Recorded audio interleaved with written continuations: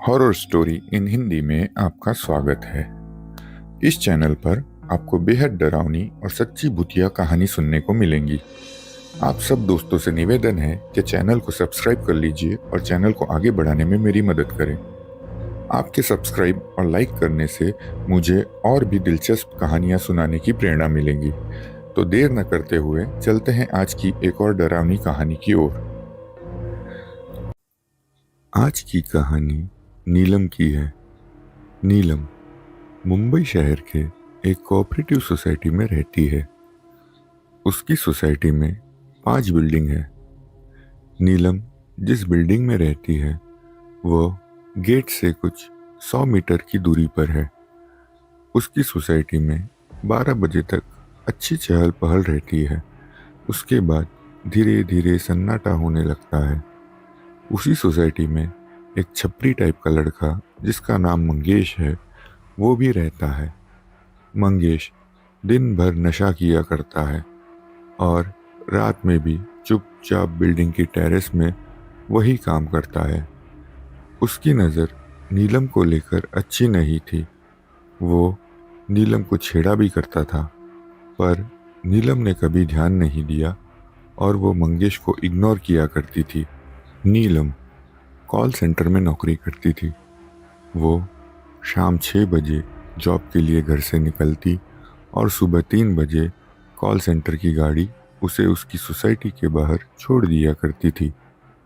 एक बार जब वो जॉब से लौटकर गेट से अपनी बिल्डिंग की तरफ जा रही थी, तभी अचानक से उसके सामने मंगेश आ गया। उसने नीलम का हाथ पकड़ लिया और कहने लगा कि मैं तुझे बहुत पसंद करता हूँ, क्या तू मेरी गर्लफ्रेंड बनेगी?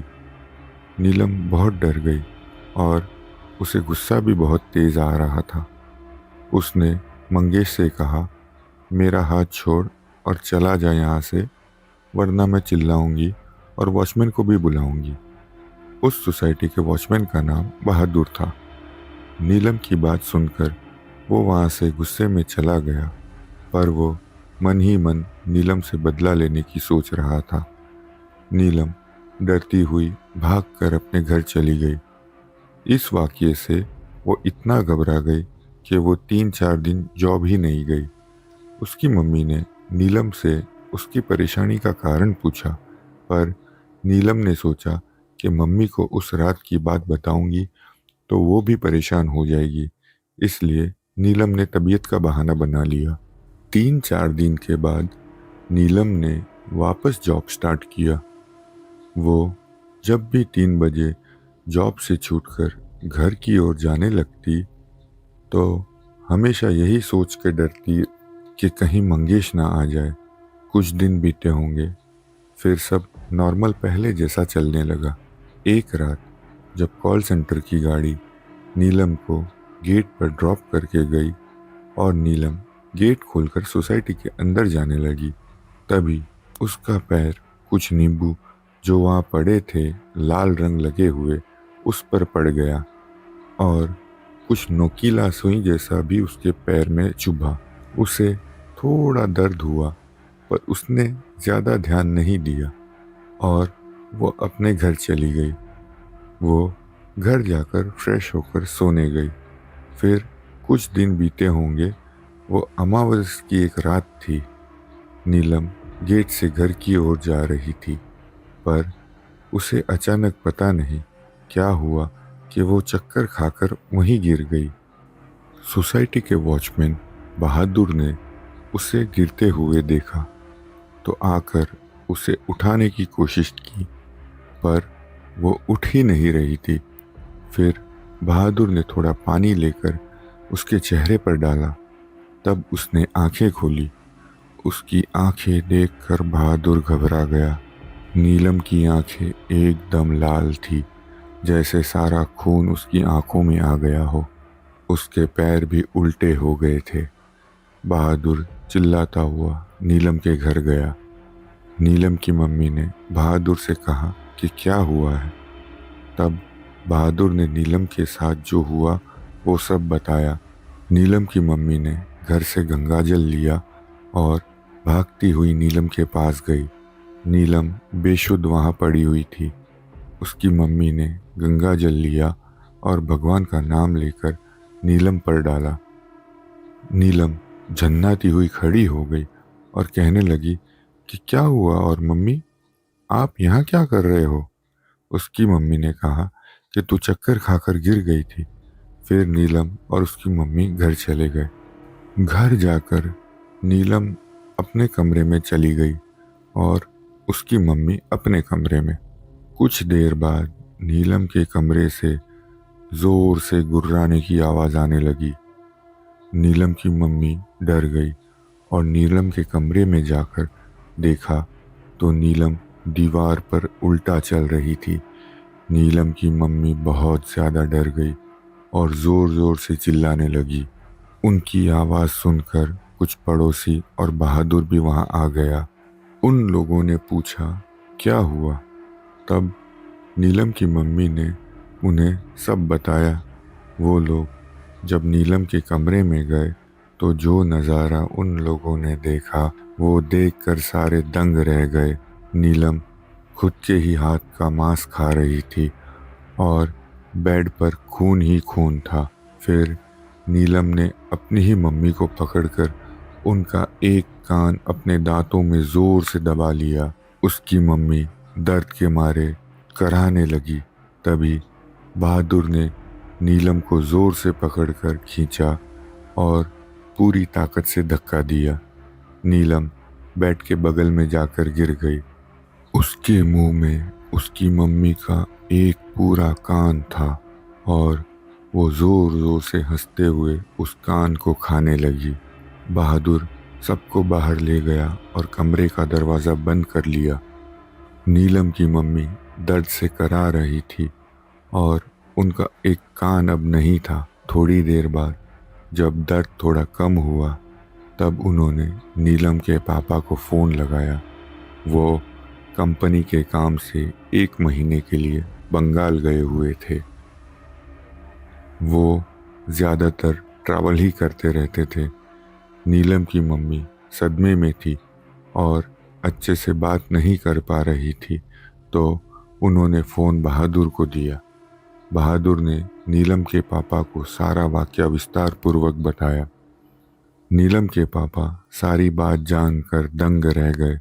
उन्होंने बहादुर से कहा कि मेम साहब का ध्यान रखना और नीलम का कमरा मत खोलना। मैं पहली फ़्लाइट पकड़कर वापस आ रहा हूँ। बहादुर ने कहा आप चिंता मत करिए साहब, मैं यहीं हूँ। सुबह नीलम के पापा आ गए। तब तक डॉक्टर को बुलाकर नीलम की मम्मी को कान के वहाँ ड्रेसिंग करा दिया था। जैसे ही वो घर में आए तब नीलम के फिर चिल्लाने की आवाज़ आने लगी।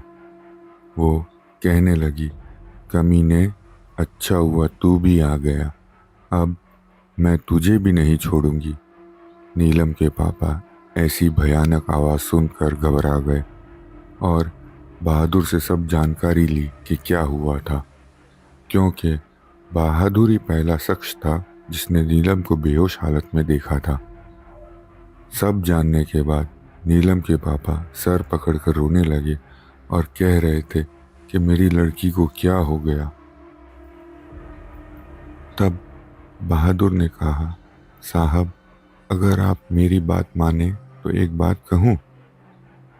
नीलम के पापा रोते रोते कहने लगे कहो बहादुर। बहादुर ने कहा साहब, हो ना हो किसी ने नीलम बिटिया पर काला जादू किया है और कोई प्रेत इनके ऊपर छोड़ा है। नीलम के पापा ने कहा बहादुर, मैं इन सब चीज़ पे विश्वास नहीं करता, और अगर विश्वास भी करूं तो ऐसा कौन करेगा और मेरी बेटी पर ही क्यों करेगा, भला उसने किसी का क्या बिगाड़ा है। बहादुर ने कहा साहब, आप भले ही विश्वास ना करते हो, पर मेरे गांव में ये सब बहुत होता है। मैंने खुद अपनी आंखों से देखा है। आप कहें तो मेरे गांव का एक आदमी है जो पुणे में रहता है, उसे बुला लूं यहाँ। भूत प्रेत जादू टोना ये सब खत्म करने में उसको महारत हासिल है। नीलम के पापा ने कहा बहादुर, तुम्हें लगता है वो सब ठीक कर देगा तो उसे तुम तुरंत बुला लो। जो भी खर्चा होगा मैं देने को तैयार हूँ। बहादुर ने कहा, साहब, खर्चा कुछ नहीं होगा। वो सिर्फ कहने के लिए मेरे गांव का नहीं है, बल्कि रिश्ते में दूर का मेरा भाई भी लगता है। आप चिंता न करें, मैं अभी उसे फ़ोन करता हूँ। बहादुर ने अपने गांव वाला, जिसका नाम सोम बहादुर था, उसे फ़ोन करके सब बताया। सोम बहादुर ने कहा, ठीक है, मैं शाम तक आ जाऊंगा। वहाँ नीलम जोर जोर से दरवाज़ा पीट रही थी और चिल्ला रही थी कि मुझे निकालो यहाँ से। सब डर रहे थे। अड़ोस पड़ोस के लोग जो रात में आए थे, वो तो डर के मारे वापस आए ही नहीं। शाम होने को थी कि तभी सोम बहादुर वहाँ पहुँच गया। सोम बहादुर ने कहा, मैं अंदर जाकर बिटिया को देखता हूँ, कहकर वो नीलम के कमरे का दरवाज़ा खोलने जा रहा था कि नीलम की मम्मी ने कहा, अंदर मत जाओ, वो तुम्हें मार देगी। इस पर सोम बहादुर ने कहा कि मेम साहब, आप चिंता न करें, ऐसे भूत प्रेत मैंने बहुत भगाए हैं गांव में। कहकर उसने कमरे का दरवाज़ा खोला और अंदर चला गया। सोम बहादुर अपने साथ कुछ तंत्र मंत्र का सामान लेकर आया था। अंदर जाकर उसने देखा तो नीलम कहीं दिख नहीं रही थी, पर उसके गुर्राने की आवाज़ आ रही थी। उसने ध्यान से देखा तो नीलम बेड के नीचे थी। उसकी आंखें एकदम लाल थी, बाल सारे बिखरे हुए थे और एक हाथ का मांस उसने खुद ही खा लिया था। सोम बहादुर इन सब मामले में सही में बहुत जानकार था।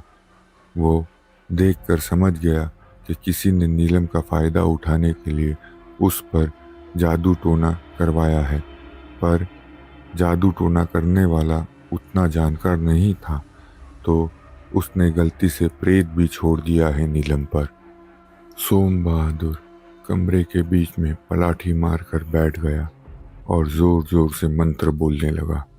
आधे घंटे तक मंत्र बोलने के बाद नीलम बेड से बाहर आकर उसके सामने बैठ गई। सोम बहादुर ने कहा, कौन है तू और इस बच्ची को क्यों परेशान कर रही है? इसके शरीर से निकल कर चली जा। नीलम के अंदर जो प्रेत थी उसने कहा, मैं डायन हूँ, मैं अपनी मर्जी से नहीं आई हूँ, मुझे आदेश देकर भेजा गया है इस लड़की के अंदर, और मैं अब इसे अपने साथ लेकर ही जाऊंगी। सोम बहादुर ने कहा, किसने भेजा है और क्यों भेजा है? डायन हंस के कहने लगी, मैं नहीं बताऊंगी। सोम बहादुर ने फिर कहा कि इस बच्ची के शरीर को छोड़कर चली जा तो मैं तुझे कुछ नहीं करूंगा। वो डायन हंसने लगी और कहने लगी, तू मुझे कुछ कर भी नहीं सकता, और वो दीवारों पर चलने लगी। सोम बहादुर समझ गया कि ये डायन बहुत ढीठ है, ऐसे नहीं मानेगी। अब उसने अपनी सारी शक्ति, जो भी उसने सीख रखी थी, वो लगा दी और ज़ोर ज़ोर से मंत्र बोलने लगा, और कुछ पवित्र जल जो वो अपने साथ लाया था उसने सारे कमरे में छिड़क दी। आखिरकार घंटों के मंत्रोच्चारण के बाद सोम बहादुर ने उस डायन पर काबू पा लिया। डायन चीखने चिल्लाने लगी कि मुझे छोड़ दे, मुझे बहुत तकलीफ हो रही है। सोम बहादुर ने कहा, तूने इस लड़की को बहुत तकलीफ दी है, इसलिए अब मैं तुझे नहीं छोड़ूंगा। सबसे पहले बता, तुझे किसने भेजा है? उसने कहा कि एक तांत्रिक है जो दूर जंगल में रहता है, उसने मुझे भेजा है इस लड़की के अंदर। सोम बहादुर ने कहा कि उस तांत्रिक को किसने कहा था कि इस लड़की पर ऐसा काला जादू करे? उस पर डायन ने कहा, वो मुझे नहीं पता, पर एक लड़का आया था, उसने पैसे दिए थे तांत्रिक से ये सब करवाने के लिए। फिर डायन गिड़गिड़ाने लगी और सोम बहादुर से रोते रोते कहने लगी कि अब मुझे छोड़ दे, मुझे बहुत तकलीफ हो रही है। पर सोम बहादुर ने कहा, नहीं छोड़ूंगा, पहले वादा कर कि वापस इस लड़की के आसपास भी तू नहीं आएगी। डायन ने कहा, मैं वादा करती हूँ कि वापस नहीं आऊंगी। सोम बहादुर ने कहा, ठीक है, अब एक और काम कर, फिर मैं तुझे छोड़ दूंगा। डायन ने कहा, क्या करना है? सोम बहादुर ने कहा कि पहले जिसने तुझे इस लड़की पर छोड़ा था, उस तांत्रिक को जाकर अच्छे से सबक सिखा, फिर उस लड़के के साथ वही कर जो करने के लिए तुझे इस लड़की पर छोड़ा गया था। डायन ने कहा, मैं सब करने को तैयार हूँ। फिर सोम बहादुर ने कमरे की खिड़की खोली तो वो तेज धुएं के रूप में उस खिड़की से निकल गई। सोम बहादुर ने कमरे का दरवाज़ा खोला और बाहर आकर कहा कि अब सब ठीक है, चिंता करने की कोई बात नहीं है। फिर उसने जो बातें डायन ने उसे बताई थी वो सब उनको बताई। सुनकर नीलम के मम्मी पापा दंग रह गए और सोम बहादुर से कहने लगे, वो कौन लड़का है? उसने हमारी बेटी के साथ ऐसा क्यों किया? और उसने वापस वैसा किया तब हम क्या करेंगे? सोम बहादुर ने कहा, ऐसा कुछ नहीं होगा। वो जो भी लड़का है, थोड़े दिन में उसके साथ वही होगा जो करने उसने डायन को नीलम बिटिया के अंदर भेजा था। चिंता मत करिए और भगवान पर भरोसा रखिए। बच्ची का ध्यान रखिए, उसे काफ़ी चोट लगी है हाथ में, थोड़ी देर में उसे होश आ जाएगा, अभी वो बेहोश है। नीलम के मम्मी पापा रोने लगे और सोम बहादुर का शुक्रिया अदा करने लगे। सोम बहादुर वापस पुणे चला गया। नीलम को अगले दिन होश आया और अपनी हालत देखकर डर गई और अपने मम्मी पापा से पूछने लगी कि ये सब क्या हुआ मेरे साथ, और मम्मी के कान में भी क्या हुआ है। नीलम की मम्मी ने नीलम को सारी घटना विस्तार पूर्वक बताई। नीलम सारी बातें जानकर और भी डर गई और वॉचमैन बहादुर को धन्यवाद किया। बहादुर मुस्कुराकर कहने लगा, अब डरने की कोई बात नहीं है। नीलम को फिर मंगेश वाली घटना याद आई, पर नीलम ने सोचा, क्या पता उसने किया था या किसी और ने। जो भी हो, उसको उसकी करनी का फल जरूर मिलना चाहिए। नीलम के पापा इस हादसे से बहुत ज़्यादा डर गए थे। उन्होंने ऑफिस जाकर मुंबई से किसी और शहर में ट्रांसफ़र मांग लिया। 1 महीने बाद नीलम का परिवार मुंबई छोड़कर चला गया। कुछ समय बाद नीलम की मम्मी को बहादुर का फ़ोन आया और उसने बताया कि सोसाइटी में एक मंगेश नाम का नशेबाज लड़का था। उसके साथ वैसी ही घटना हुई जैसी नीलम बिटिया के साथ हुई थी। उसके शरीर का एक एक अंग वो डायन नोच नोच के खा गई। जब नीलम की मम्मी ने बहादुर की बताई हुई बात नीलम को बताई, तब नीलम ने हिम्मत कर उस रात जो मंगेश ने हरकत की थी वो सारी बात अपनी मम्मी को बताई। तब उन्हें यकीन हो गया कि नीलम के साथ जो कुछ भी हुआ वो मंगेश ने करवाया था और उसका फल भी उसे मिल गया। दोस्तों, ये कहानी आपको कैसी लगी कमेंट करके ज़रूर बताइएगा। धन्यवाद।